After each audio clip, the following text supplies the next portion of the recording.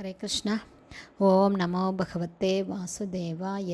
हरे कृष्णा. ஸ்ரீமத்பாகவதம் ஸ்கந்தம் 10 அத்தியாயம் 1. பகவான் ஸ்ரீகிருஷ்ணரின் தோற்றம் அறிமுகம் என்னும் தலைப்பில் பதம் 39. தேஹே பஞ்சத்வம் ஆப்பன்னே தேஹி கர்ம அனுகோ அவசக தேகாந்தரம் அனுப்பிராப்ய பிராக்தனம் தியஜதே வபுகும். ஹரே கிருஷ்ணா. பர்பட் பை ஷில பிரபாத். ஜெய் ஷில பிரபாத். ஹரே கிருஷ்ணா. இதோட எக்ஸ்ப்ளனேஷன் போன ஆடியோவில் பாதி பார்த்துருக்கோம். பேலன்ஸ் இப்போ பார்க்கலாம். ஜட உடல் ஜீவராசியின் உடை மட்டுமே ஆகும்.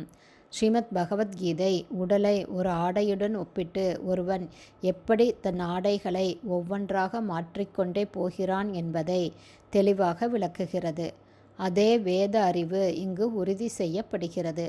ஜீவராசி அல்லது ஆத்மா தொடர்ந்து உடல்களை மாற்றிக்கொண்டே இருக்கிறான். தற்போதைய வாழ்விலும் கூட குழந்தை பருவத்திலிருந்து பிள்ளை பிராயத்திற்கும், பிள்ளை பிராயத்திலிருந்து இளமைக்கும், இளமையிலிருந்து முதுமைக்கும் உடல் மாறுகிறது. அதுபோலவே உடல் வாழ தகுதியற்றதாகும் போது ஜீவராசி அந்த உடலை கைவிட்டு இயற்கை சட்டத்தால் தன் கர்ம வினைகளுக்கேற்ப தானாகவே மற்றொரு உடலை பெறுகிறான். இந்த பிறவி சக்கரம் இயற்கை சட்டங்களால் கட்டுப்படுத்தப்படுவதால் ஜீவராசி புற சக்தியின் கட்டுப்பாட்டில் உள்ளவரை உடல் மாற்றமானது தானாகவே நிகழ்கிறது. எனவே கம்சன் ஒரு பெண்ணை கொன்ற பாவத்தை சம்பாதிப்பானாயின் அடுத்த பிறவியில் அவன் இன்னும் அதிகமான பௌதீக துன்பங்களை அனுபவிக்க வேண்டியிருக்கும் என்பதை வசுதேவர் கம்சனுக்கு உணர்த்த விரும்பினார். இவ்வாறாக பாவ காரியங்களை செய்ய வேண்டாம் என்று வசுதேவர் கம்சனுக்கு அறிவுரை கூறினார்.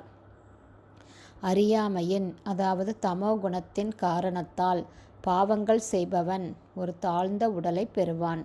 காரணம் குணசங்கோஸ்யத் சத் அசத் யோனி ஜன்மஷு என்று பகவத்கீதை 13.22 கூறப்பட்டுள்ளது.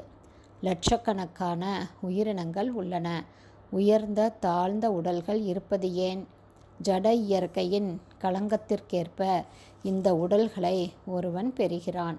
இந்த பிறவியில் ஒருவன் அறியாமை குணத்தினாலும் பாவச் செயல்களினாலும் களங்கப்பட்டிருந்தால் இயற்கை சட்டங்களின்படி அடுத்த பிறவியில் அவன் துன்பம் நிறைந்த உடலை பெறுவது நிச்சயம். இயற்கை சட்டங்கள் பந்தப்பட்ட ஆத்மாவின் இஷ்டத்திற்கெல்லாம் கீழ்ப்படிவதே இல்லை. எனவே எப்போதும் நாம் சத்வகுணத்துடன் தொடர்பு கொள்ள முயற்சிக்க வேண்டும். ரஜோகுணம் அல்லது தமோகுண செயல்களை விட்டொழிக்க வேண்டும். சிற்றின்ப ஆசைகளும் பேராசையும் ஜீவராசியை சத்வகுணத்திற்கு அல்லது சுத்த சத்வகுணத்திற்கு உயரவிடாமல் நிரந்தரமாக அறியாமையிலேயே வைத்துள்ளன. சிற்றின்ப ஆசைகளும் பேராசையும் ஜீவராசியை சத்வகுணத்திற்கு அல்லது சுத்த சத்வகுணத்திற்கு உயரவிடாமல் நிரந்தரமாக அறியாமையிலேயே வைத்துள்ளன. ஒருவன் பக்தி தொண்டில் சுத்த சத்வகுணத்தில் நிலை பெற வேண்டுமென வேதங்களால் அறிவுறுத்தப்படுகிறான். இவ்வாறாக 3 ஜட இயற்கை குணங்களின் பிரதிபலன்களிலிருந்து அவனால் விடுபட்டிருக்க முடியும். ஹரே கிருஷ்ணா. ஸ்ரீமத் பாகவதம் ஸ்கந்தம் 10 அத்தியாயம் 1. பகவான் ஸ்ரீகிருஷ்ணரின் தோற்றம் அறிமுகம் என்னும் தலைப்பில் பதம் 39 ஸ்ரீல பக்திவேதாந்த சுவாமி பிரபுபாதாவின் விளக்க உரை இத்துடன் நிறைவடைந்தது. ஹரே கிருஷ்ணா. குருதேவ்க்கு ஜெய்.